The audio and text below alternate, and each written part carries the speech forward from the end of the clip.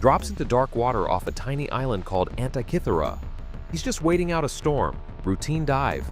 But when he reaches the bottom, he sees bodies, dozens of them, twisted, frozen, scattered across the seabed like victims of some ancient disaster. He kicks to the surface, terrified, convinced he's found a mass grave. But when his captain goes down to investigate, the bodies turn out to be something else entirely. Bronze statues, marble sculptures, the cargo of a Roman shipwreck more than 2,000 years old. Over the next year, divers pull up treasures that belong in museums. Jewelry, glassware, coins, art meant for Rome that never arrived. And buried among it all, overlooked, corroded, dismissed as debris, is a lump of green bronze about the size of a book. For 2 years it sits in storage, ignored, until an archaeologist named Valerio Stice notices something impossible: a gear. A bronze gear with precisely cut teeth, trapped inside corroded metal that predates the Roman Empire. And that changes everything. Because ancient Greece wasn't supposed to have gears. They had philosophers, poets, playwrights, but not clockmakers, not engineers capable of building machines with interlocking wheels and microscopic precision. Yet the evidence is undeniable. Inside that corroded lump is a device so advanced that even after a century of study, scientists still struggle to understand how it was made. They call it the Antikythera Mechanism, and for decades it remained a mystery. Half of it lost to the sea, the surviving fragments too damaged to read, too complex to reconstruct, until 2005, when a 12-ton X-ray scanner rolled into the Athens Museum and started revealing secrets. Thousands of tiny Greek letters, hidden gears, instructions carved into bronze, and in 2025, after years of AI analysis and digital reconstruction, scientists finally rebuilt the missing half. And what they found, what this machine was designed to calculate, is stunning. This wasn't just a calendar, it was a computer, an analog computer that could predict eclipses, track planets, map the zodiac, and simulate the entire cosmos. 2,000 years before the first mechanical clock, 1,000 years before Europe rediscovered mathematics, built by people who weren't supposed to possess this knowledge. So who built it? How did they do it? And why did this technology disappear for 2 millennia? What if one of history's greatest inventions wasn't lost by accident, but hidden on purpose? Let's go back to that dive.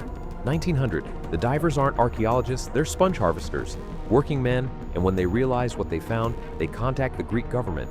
Within months, the Greek Navy is on site, helping recover statues, bronze limbs, marble heads, a bronze philosopher, a dying warrior, pieces of a lost world, and that corroded bronze lump. No one pays attention to it. It's cataloged, stored, forgotten. Until 1902, that's when Valerio Stice, an archaeologist at the National Museum, is going through the finds, and he sees it, a gear tooth, barely visible but unmistakable, cut with precision, embedded in bronze that's over 2,000 years old. The implications are staggering, because gears, complex gearing systems, don't appear in Europe until the Middle Ages.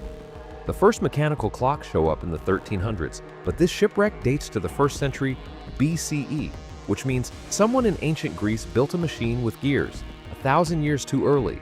Scholars are baffled, some refuse to believe it's Greek, they suggest it's medieval, that it somehow got mixed into the wreck by mistake. Others say it's a hoax, but the dating is solid.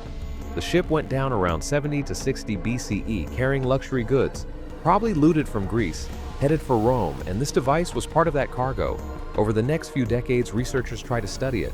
But it's in terrible condition, 82 fragments, fused together by corrosion. The bronze has turned green, the inscriptions are illegible, and half the machine, maybe more, is gone. Lost to the sea, for nearly a century it sits in the Athens Museum, a puzzle no one can solve. Scientists photograph it, draw diagrams, make wild guesses about its purpose. Some think it's an astrolabe, others suggest navigation. A few even propose it's a toy, but no one really knows, until technology catches up. In 2005, a team from Britain and Greece brings in serious equipment, a 12-ton CT scanner called Blade Runner, capable of firing high-energy X-rays straight through metal, and a reflectance imaging system that lights up the surface from hundreds of angles, revealing inscriptions invisible to the naked eye. For the first time in 2,000 years, the machine starts to speak, and they reference something even more remarkable: planets. The text mentions the 5 planets visible to the naked eye: Mercury, Venus, Mars, Jupiter, Saturn, and it describes their movements, their cycles, their positions in the zodiac.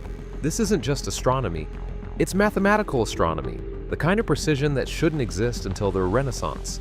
By 2016, researchers have transcribed over 3,400 characters, more than half the original text, and the picture becomes clearer. Artificial intelligence, specifically DeepMind's Ithaca model, trained to restore damaged Greek inscriptions, fed the Antikythera fragments. AI starts filling in the gaps, predicting missing letters, reconstructing sentences. Its accuracy alone is around 62%, but combined with human experts, it jumps to over 70%.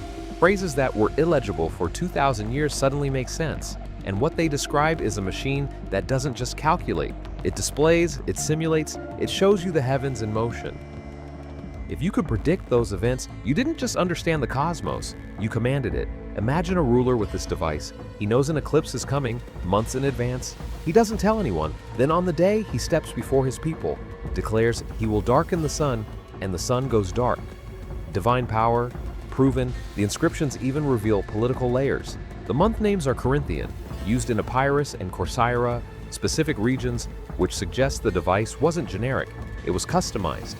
For a patron, a city, a ruler, different versions might have existed, each embedding local calendars, local gods, local power. Scientists now believe multiple mechanisms were built.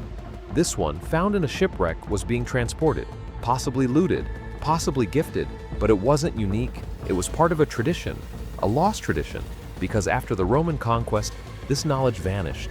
Libraries burned, workshops destroyed, wars erased centuries of progress, and the Antikythera Mechanism became a legend, then a mystery, then forgotten entirely. Until 1900, when a sponge diver stumbled on it by accident. So what do we know? The Antikythera Mechanism was real. It worked. It predicted eclipses, tracked planets, simulated the cosmos, with precision that wouldn't be matched for over 1,000 years. Scientists have rebuilt it, AI has decoded it, and every new discovery makes it stranger.